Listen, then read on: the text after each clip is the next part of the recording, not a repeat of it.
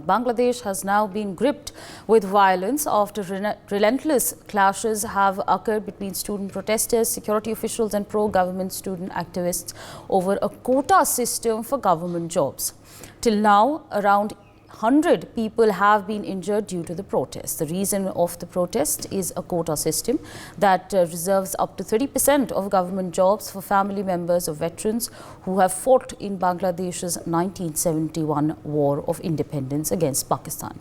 Protesters are demanding to demolish this system, which they claim is discriminatory in nature. They want it to be replaced with a system that is based on merit. This isn't the first time there has been an uproar over this issue. Back in 2018, viewers, Sheikh Hasina's government had halted the quotas after mass student protests. The new development now is that the High Court has nullified the decision and reinstated the quotas.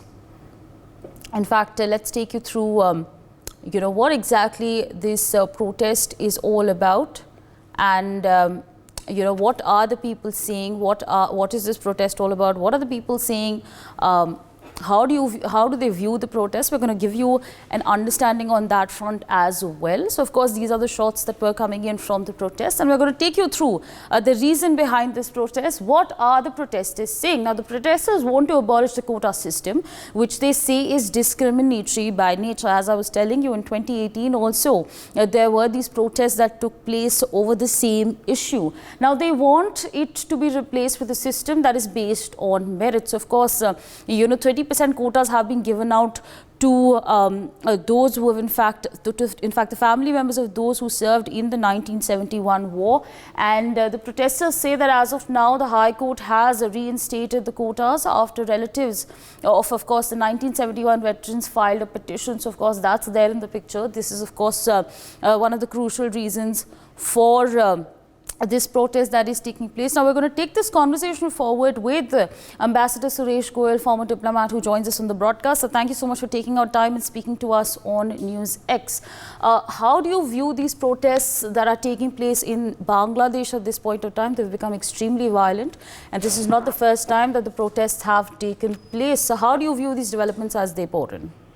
It's very difficult to say. I think in the past, the government of Sheikh Hasina has managed to keep them under control, but this time I think there is a greater violence. The protests are more vociferous and they're stronger. It is a political challenge to Sheikh Hasina, but I'm sure that she is going to come out of it very well. Otherwise, she has a good control in that sense over the party apparatus as well as the civic apparatus.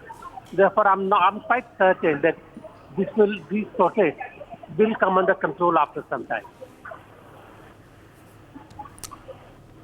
Right, so absolutely. Now, what kind of an effort will the Bangladesh government then have to sort of work upon in order to ensure that these protests don't become even more violent? Number one is to deal with them in the manner of ensuring law and order, and number two, to see how the demand for the quota can be met really. In that sense, there will need to be some kind of a discussion. There will need to be some assessment for the demands of the protesters. But I don't think that the demand which have come forward for the quotas can be fully met really. But I think some kind of adjustment will need to be made, and Sheikh Hasina will have to do it.